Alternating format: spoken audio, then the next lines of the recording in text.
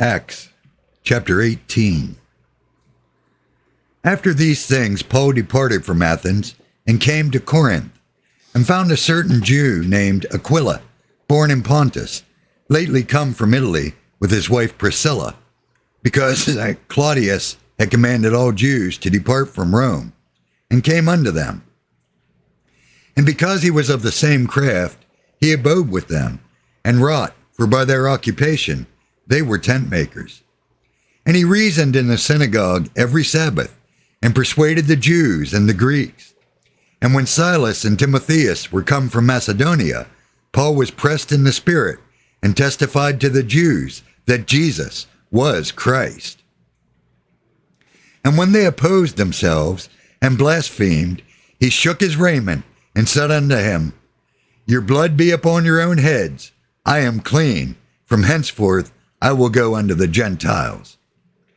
And he departed thence, and had entered into a certain man's house, named Justus, one that worshipped God, whose house joined hard to the synagogue.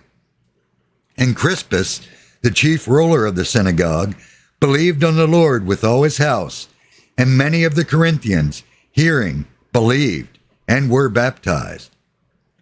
Then spake the Lord to Paul in the night by a vision, Be not afraid, but speak, and hold not thy peace, for I am with thee, and no man shall set on thee to hurt thee, for I have much people in this city. And he continued there 1 year and 6 months, teaching the word of God among them. And when Gallio was the deputy of Achaia, the Jews made insurrection with one accord against Paul, and brought him to the judgment seat, saying, This fellow persuadeth men to worship God, contrary to the law.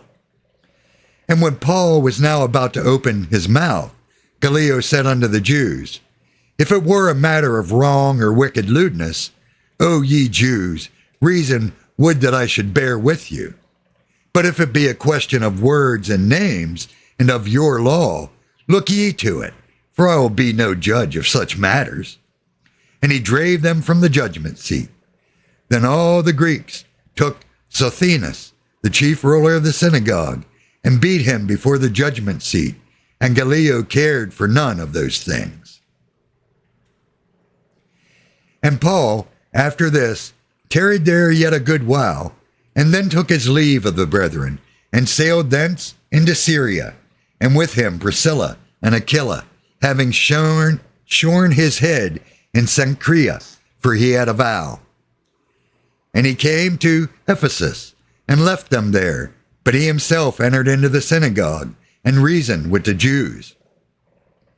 When they desired him to tarry longer time with them, he consented not, but bade them farewell, saying, I must by all means keep this feast that cometh in Jerusalem, but I will return again unto you, if God will. And he sailed from Ephesus. And when he had landed at Caesarea, and gone up and saluted the church, he went down to Antioch. And after he had spent some time there, he departed, and went over all the country of Galatia and Phrygia, in order strengthening all the disciples. And a certain Jew named Apollos, born at Alexandria, an eloquent man, and mighty in the scriptures, came to Ephesus. This man was instructed in the way of the Lord, and being fervent in the Spirit, he spake and taught diligently the things of the Lord, knowing only the baptism of John. And he began to speak boldly in the synagogue, whom, when Aquila and Priscilla had heard, they took him unto them, and expounded unto him the way of God more perfectly. And when he was disposed to pass into Achaia, the brethren wrote, exhorting the disciples to receive him, who, when he was come, helped them much which had believed through grace. For he mightily convinced the Jews, and that publicly, showing by the scriptures that Jesus was Christ.